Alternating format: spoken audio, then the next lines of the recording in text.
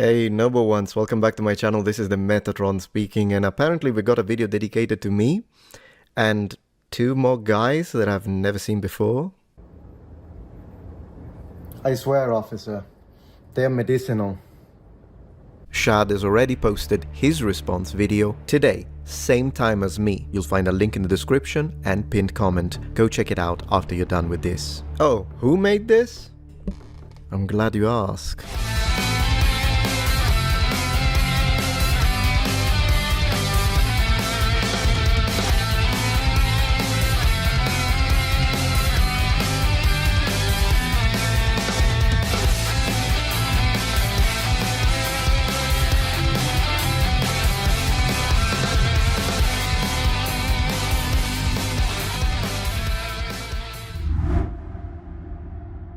Fredda is a 24-year-old YouTuber from Norway who makes videos about history and gaming. As of the making of this video, his social media presence is 2 YouTube channels, X, Blue Sky, Twitch and Patreon. Alright, before I click, what do we think, guys? What do we think? Respectful, honest, decent, no logical fallacies, no ad hominem attacks, fair, balanced? It's in the channel description, right? So this video is gonna be fine, right?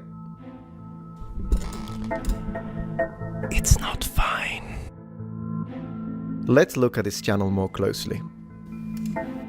Quote, I try to hold myself to certain levels of decorum and respect, openness and general quality. As I will demonstrate beyond any reasonable doubt, this is a lie. Ironically, this is going to be a recurring pattern, by the way, with Fredda. Spoiler alert, I guess.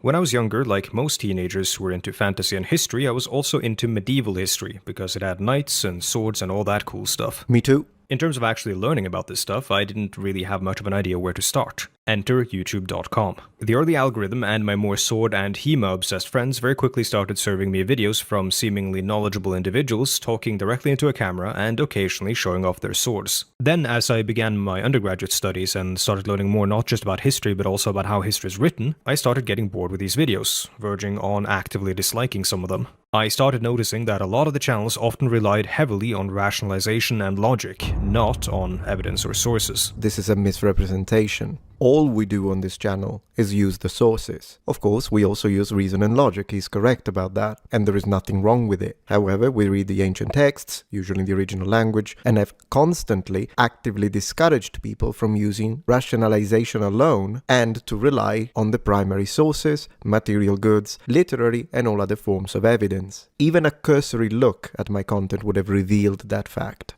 The funny thing is that I can already imagine you shaking your head, because you already know this. Thus, it begs the question, is he misinformed, or was this on purpose? You might hear them say something like, if they did X, then Y would happen. That doesn't make much sense, so they probably did Z. It's all argumentation and deduction based on what they believe, their preconceived notions, and their experiences. Provide a clip where I said that, please. This approach to history can very quickly become problematic for many different reasons, but with these YouTubers I think something unique starts to happen. When the so-called history that they teach doesn't have to be backed up or justified by its connection to the sources, and when their personal experience takes primacy, then they start to believe themselves to be far more knowledgeable and qualified than they actually are. Now there is a lot to unpack here, including the obvious gatekeeping attempt. I'll get back to this later because I want you to focus on the next sentence. All of this, it's incorrect, but it's a build-up to the lie. Watch. They begin to quote-unquote reason themselves towards every answer. And for some reason, the end result of this development almost always looks like an hour-long video essay about why women don't belong at video games. Alright, so what do we have here? A statement, but no clip to prove it. Massive red flag. So allegedly my position is that women don't belong in video games. I've never made a video like that, ever. See, that's the problem. After a charged statement like this, what he should be doing, if he was intellectually honest, is producing a clip to substantiate the claim, where I say this, but he can't do it, because I don't hold that position, nor have I ever complained about women in video games, ever. He made it up.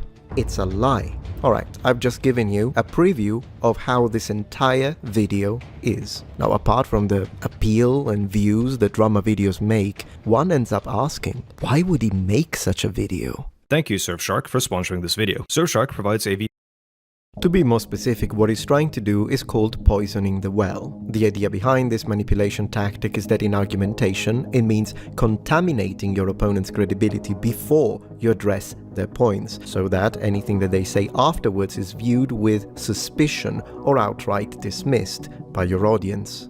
But please, go on. The plan here is to revisit 3 channels that I watched something like a decade ago, those being Lindy Beige, Metatron, and Shadiversity, to see where they are now and try to figure out what's going on with them. Skipping ahead to the sponsored section, but don't forget to use code Fredda. Might as well call it code liar. Back to the medievalists. First up, Metatron. Luckily, he has provided us with a perfect Rorschach test to figure out his politics and understanding of history. Now, this sentence caught my attention. I think finally, after a veritable cornucopia of lies and manipulation attempts, I think Fredda may have accidentally told the truth. That's what this is all about. He doesn't look at the historical statement and then use the sources to validate or counter the creator's position. He first tries to figure out my politics, and then he acts accordingly. This is a confession. Well, how about we figure out his politics? On his X account we read, Marx had some ideas, with a picture of a Gulag in the background. I swear you can't make this shit up. On prolewiki, the communist Leninist version of Wikipedia, yeah, that's a thing, comrade. His ideology is listed as communism, Marxism. Well, will you look at that? I did notice an unusually high number of tankies in my comment section lately. Gee, I wonder why. Maybe there is a relation there. What do you think, detective? Any causal links? To be fair, the guy is far left, so I'd say far right, moderate conservatives, centrists, moderate left, liberals, libertarians, progressives. We are all his enemies anyways, so he has plenty of choice. See, that's the difference between someone like me. If it's nonsense, I debunk it, and if it's correct, I'll say it. Regardless of the political positions the person making the statements has. In other words, I first look at the info and the validity thereof on their own merit. Then, if it's relevant, I look at the politics of the creator. Also notice this, I'm clearly intellectually honest. For him, he has never made a video to debunk someone on the left. Does that sound like unbiased academic neutrality to you? Just telling it how it is? Facts over feelings? More like Gulag over Stalin? Make no mistake, Fredda is a propaganda channel. It does with a perfect Rorschach test to figure out his politics and understanding of history. Was Nazism left-wing or right-wing? This question is a form of ahistorical syllogism. In my opinion, there are 2 major problems here. One, they use the American left-right dichotomy or political spectrum, and they forcefully apply it to historical European political regimes and ideologies. 2, they use 21st century political spectra and juxtapose them over 20th century politics. The core of his issue in regards to this is a phenomenon called presentism, though he doesn't use that word because it's a word an actual historian would use. A word an actual historian would use. Oh my gosh, what a sanctimonious narcissist. Fredda's argument. Metatron doesn't use the word presentism. Real historians use the word presentism. Hence, Metatron is no real historian. Point the finger and mock. Let's take this at face value. Regardless of my phrasing here, my point is conceptually accurate, even if I don't use the term presentism. But you see, that doesn't matter here, because Fredda wants you to believe that if you don't use a particular term, your entire argument is invalid. As stupid as that sounds. Do you see how weak of a line of argumentation this is once you actually look at it? And pardon me if I indulge, but this type of argument is not what a real historian would use. He's not even trying to refute the point. He's trying to establish dominance, and in his mind, intellectual superiority. It's a narcissistic cry, and it's easily identified and refuted. But I don't even need to do this. And, you know why?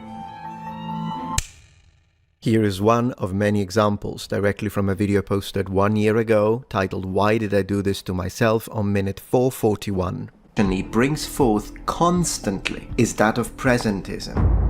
I do use the word presentism all the time. It was another lie. I'm getting embarrassed for him.